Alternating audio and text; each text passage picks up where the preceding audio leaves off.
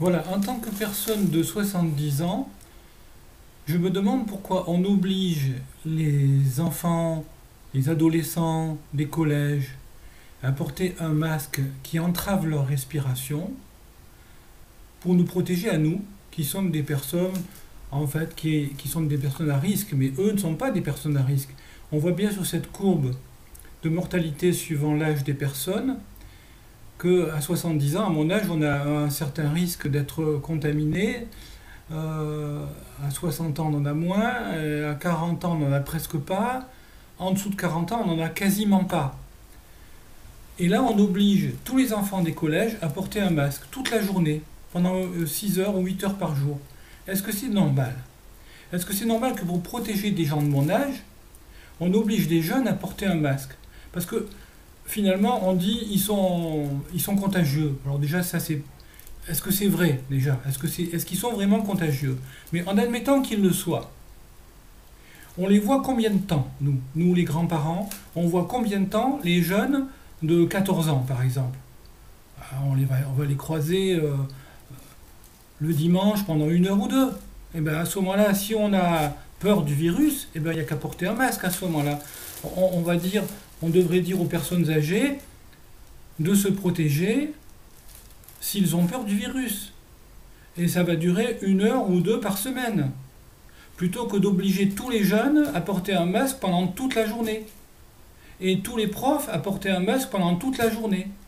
Franchement, je vois pas... Enfin, moi, il me semble que c'est une mesure absolument disproportionnée. Moi, en tant que personne de 70 ans, j'ai pas demandé à être protégé des jeunes. Alors, on me dit, on porte un masque pour vous protéger, on porte un masque pour vous protéger. Mais moi, j'ai pas demandé à être protégé.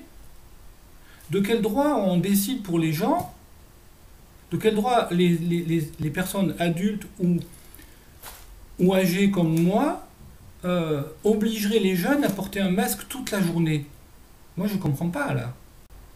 Et je trouve que les jeunes, ils sont plutôt à l'école pour apprendre à travailler, pour apprendre tout ce qu'il y a à apprendre, pour préparer leur vie future, plutôt que de rester à distance les uns des autres.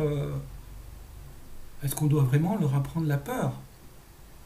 Nous, on a eu notre part d'innocence. Nous, quand on était jeunes, on a eu notre part d'innocence. On ne nous a pas fait un coup pareil.